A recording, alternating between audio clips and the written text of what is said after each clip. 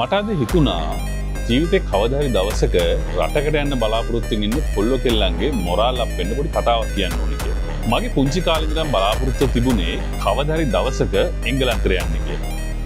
එංගලන්තෙට යන්නේ කොහොමද? ගිහිල්ලා මොනවද කරන්න කියලා මම දැනන් හිටියේ නෑ. අඩුම තරමින් එයාපෝට් එකේ තියෙන කටුනායක කියලාවත් මම දැනන් හිටියේ නෑ. මගේ රට යන හීනෙට උදව් කරන්න අපේ දෙමව්පියන්ට හැකියාවක් නෑ කියලා මම පුංචි කාලේ ඉඳන්ම දැනගෙන හිටියා. මම A level කරලා ඉවර වෙලා මගේ හොඳම යාළුවා සෑම් එක්ක ලංකාවේ තියෙන හැම ඒජන්සියක් පස්සෙම ගියා. නිකන් එංගලන්තේ යවනවද? එහෙම නැත්නම් එංගලන්තේ ගිහිල්ලා පස්සේ සල්ලි දෙන්න එංගලන්තේ යවන තැන් තියෙනවද කියලා හොයාගන්න. මමයි මගේ හොඳම යාළුවා සෑම්ුයි උදේ පාන්දර නැගිටලා බ්‍රිටිෂ් කවුන්සිල් එකට ගිහිල්ලා ඒකේ තියෙන යුනිවර්සිටි වල ප්‍රොස්පෙක්ටස් කියවුවා. හවසට අපි මුළු කොළඹ තියෙන ඒජන්සි ගානේ ඇවිද්දා.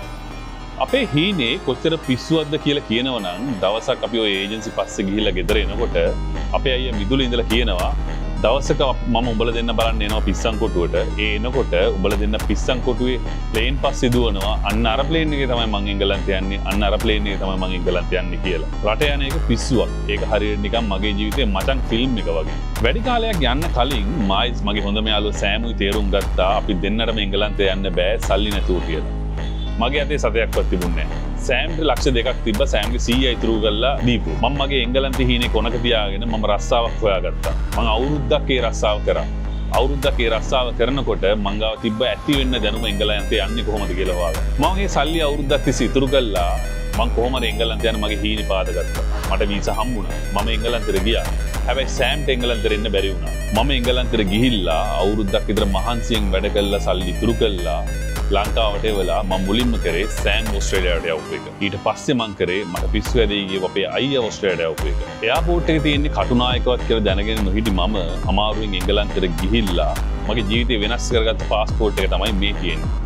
ඊට පස්සේ ඔයගොල්ලෝ විශ්වාස කරනවද මම අද වෙනකොට ගමන් වාර 500කට වඩා ගිහින් තියෙනවා. රටවල් 30කට වඩා මම ගිහින් තියෙනවා. මේ තමයි ඒ ජීවිතේ වෙනස් කරපු මගේ අනිත් පාස්පෝර්ට් එක. මගේ ගමන මම එංගලන්තෙන් ඉවර කරේ නෑ. මම ඕස්ට්‍රේලියාවට ගිහිල්ලා ඉගෙන ගත්තා. ඒ ඉගෙන ගන්න අතරතුර මම টয়ලට් ක්ලීන් කළාදී මිලියන එකකටත් වඩා. මේ පාස්පෝර්ට් එක ගන්න මම සෑහෙන දුකක් විඳලා තියෙනවා. මම ජීවිතේ සෑහෙන අවදානම් ගත්තා.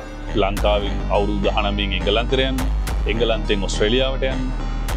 ඒ හැම අවදානමකට වඩා මගේ ජීවිතේ ලොකුම අවදානම තමයි මේ සියලු දේවල් ටික හම්බුනාට පස්සේ ඕස්ට්‍රේලියානු පාස්පෝර්ට් එකක්, ඕස්ට්‍රේලියාවේ ගියක්, ළමයි ඕස්ට්‍රේලියා ඉස්කෝලේ යනකොට වාහන මේ සියලු දේවල් අතහැරලා ලංකාවට නැවත ඇවිල්ලා අවදානමක් අරගෙන ව්‍යාපාර පටන් ගන්න එක. මම අද ලංකාවේ සාර්ථක ව්‍යාපාරිකයෙක්. මං ජීවිතේ කවදාවත් අවදානම් ගන්න එක නවත්තන්නේ නැහැ. ඒ වගේම මං ජීවිතේ කවදාවත් හීන දකින්න එක නවත්තන්නෙත් නැහැ. ඕගොල්ලෝ දවසක පරදින්නේ අවදානමක් අරගෙන ඒක ෆේල් වෙච්ච වෙලාවට නෙමෙයි. ඕගොල්ලෝ අවදානම් ගන්න එක නවත්තපු දවසට තමයි ඕගොල්ලන්ගේ ජීවිතේ ඕගොල්ලෝ පරදින දවස් උදා වෙන්නේ. හීන දකින්න අවදානම් ගන්න ඒව පස්සේ දුවන්න. ඒක කවදාවත් නතර කරන්න එපා.